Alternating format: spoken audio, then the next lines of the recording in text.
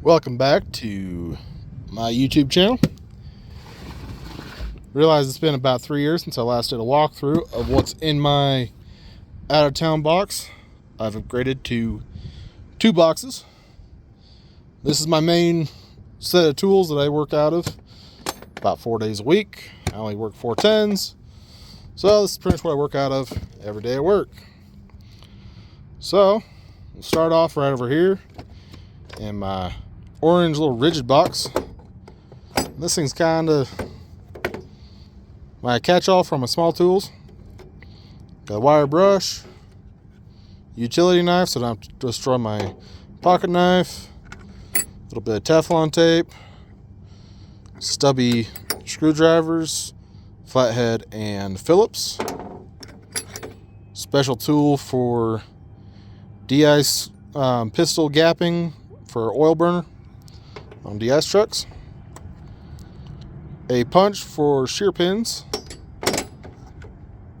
chisel that needs to be sharpened because I fucked it up last week, small scraper, some extra utility blades, little piece of rope because I don't want the doors on the trucks flying closed on me, smacking me in the back of the head, a handle for my triangle file, and my standard mill bastard file. I've also got an extendable magnet here. This one happens to be Blue Point. And a couple of precision screwdrivers. These 2 red ones are a flathead. Black one is a Phillips. Over here, in the rest of my box, starting over here again, got a set of needle-nose pliers. I've ground the tip down a little bit, make it so that I can get into smaller spaces. Set of cable cutters with the crimpers right here in the middle. These are the Nipex. They can cut up to, I think, a 1/4-inch cable. They do a pretty good job at most cable cutting, at least on the equipment that I work on. Got 2 sets, both standard and metric, tubing wrenches. They are the Speedy brand. Brand doesn't matter, but that's just so I don't destroy the flare nuts on brake systems and hydraulics. They only go up to 11/16 and down to 1/4. And 17 and 9. I wish they went down to 7 mil because that'd be a lot better for what I do. A lot of the brake systems that I work on go down to 7 millimeter. That's just lovely old equipment. Set of vice grips, just standard pair with the grooved jaws. And I've got a set of the needle nose with a 45-degree angle on it. Honestly, I found these clamped to a brake line on a piece of equipment we brought back to the shop, and I decided to keep it. Finders keepers, you know. This is my electrical bag where I just keep components, or I keep some of my main electrical tools. My favorite crimpers and strippers. These are actually supposed to be getting replaced here soon because they're all dulled out. I've had these ones for about 7 years now and use them every week. A small box that I get at the craft store that I keep electrical terminals in. I only keep the blue and the pink because that's what I work on most of the time, in this box at least. I've got the yellow ones in my big box, but that's just because I don't use them very often. My side cutters, my dikes, that have been in my toolkit for a decade now. They're probably ready to get replaced. They're getting pretty dulled out and don't cut wires super well anymore, but I keep them around. In the very bottom, I've got a smaller flathead screwdriver. Works really good for inside of electrical panels and stuff like that. And lastly, a small little bag of small zip ties, wiring harnesses, and stuff like that. I've also got a flathead beater screwdriver and a Phillips screwdriver. My hex keys, standard and metric, just a standard set of them. In this pouch, I have my multimeter, which right now is a Blue Point. Simple. Does volts, AC, DC, ohms, continuity, capacity, hertz, which is really nice on like GPUs and stuff, as well as temperature, and then of course amp readings. Then I've got a little 1/4-inch socket set. Once again, Blue Point. Got a good deal on them with one of our Cornwall guys. You buy the chrome deep and shallow, you got impact deep and shallow 1/4-inch. I've got 2 extensions.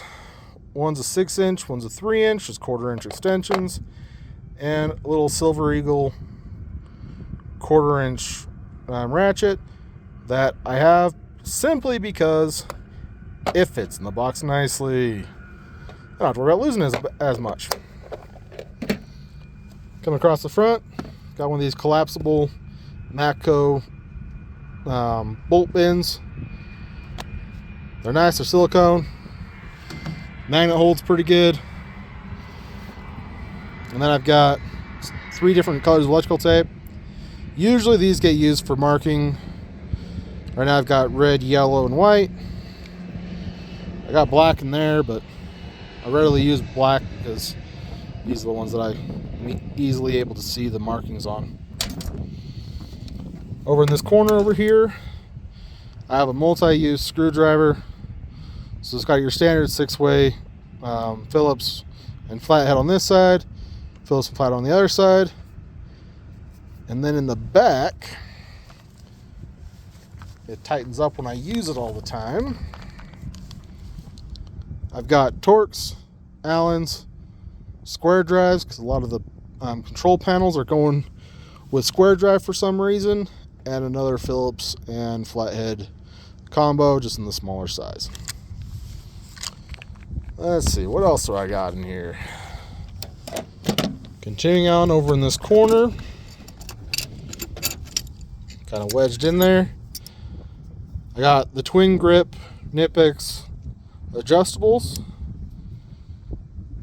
You got the groove section in the front, so you can grab a bolt like that and twist it.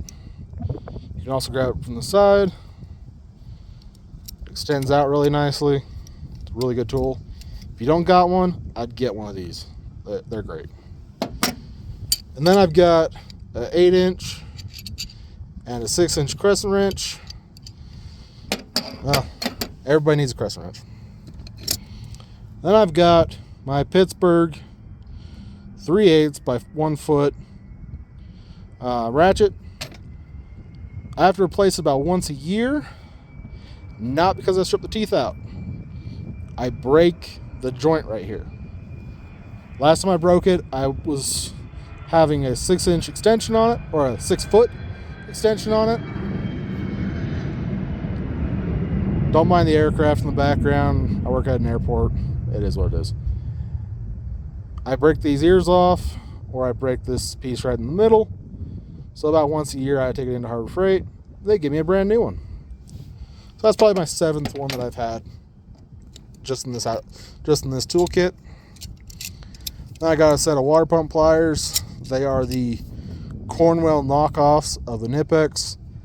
I don't like them as much as the Knipex. They don't adjust as easily. The spring isn't as strong. Just get the Knipex. They're a lot better. They're probably made by the same people, but those aren't as good. And then I got a filter wrench. It's one of the adjustable ones. 2-position. Goes for my larger filters, my smaller filters. I don't have a lot of the really small filters, but this one will do most filters. So, does a pretty good job. Got my trusty old hammer here. Same hammer I've been running since I started. Got a hole drilled in it for when I used to climb roller coasters. I'd have this clipped onto my harness. I had a piece of lanyard off here, clip it to my harness. It dangled down, knocked me in the knees all the time. But I didn't carry it all the time. It was just when I had to get broken bolts out. So, yeah. Nice little Pittsburgh hammer wrapped in electrical tape because I used to not be able to aim with shit. So this area got beat up a little bit. Wrap some tape around it so that would get beat up instead of the handle.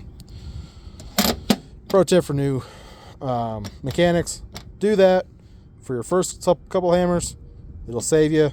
Then you'll learn how to swing a hammer properly. You won't need it anymore. Got my pry bar. Man, I've got a lot of tools that I've had forever. So I bought this pry bar, this hammer, this pry bar, and that pair of dikes when I first started as a mechanic. And I still use them every day. This guy gets beat on, obviously. I don't beat on it too hard. If I need to beat on it anymore, I go get a different tool. The tip's all bent up, dinged up, needs to be sharpened again. But, yeah. Got my big adjustable wrench, attitude adjuster. Goes up to 1 3/4 inches, almost 2 inches. Nice, big, really good for doing hoses and stuff. And if you're going for anything that big, yeah, you're not going to worry too much about stripping this out. It doesn't flex that much for those big ones. Then I've got a set of the Tecton 3/8 drive metric 12 points and a 3/8 to 1/2 inch adapter. That's why I keep breaking these guys, because I put this adapter on, and then put a cheater pipe on it, and I break the ratchets. Got a nice, I think this is a 10-inch extension for getting in some of the harder to reach places. It's kind of nice to have, just a longer extension. And then I've got my Tecton wrench rolls here.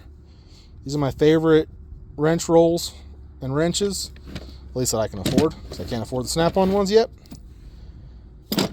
These go up to 22 millimeters, and I think down to 8 millimeters. And they don't skip any sizes too, that's the nice thing. The standards are in the black, metrics in red. Standards go 1 inch down to 1/4 inch without skipping a size.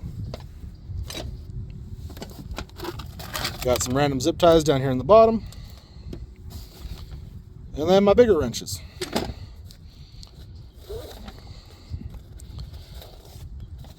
And I only go up to 1 1/4 inch in my regular wrenches, because that's what I typically have to work on. So I've got 1 1/4 inch wrench, 1 1/8 wrench, 1 1/16, and my custom 1 1/8 that I use for tracking belts on belt loaders. So there's a spot on the front and the rear that you slide this into, work a nut up and down. And the really nice thing about this is you got the 12 point, so you got more chances of being able to get onto the nut. So whenever I have to do one, if I forget to take this, which is why it's now in here all the time, I had to make one. And I'm tired of cutting my 1 1/8 wrenches up. And then, of course, my larger zip ties. Just thicker. Still just the 8-inch long length. But it's good to have. So that's what's in my smaller of my 2 out-of-town boxes. So if you like this video, you want to see what's in my bigger box, let me know. If I get enough views and enough comments and whatnot on this asking for that, then I'll do a video on that one. That's got my power tools, it's got my 1/2 inch stuff, my other sockets, it's got my bigger tools. So if you like it, like, share, subscribe, you know all the stuff. And I'll see you guys on the next one. Have a good day. Bye.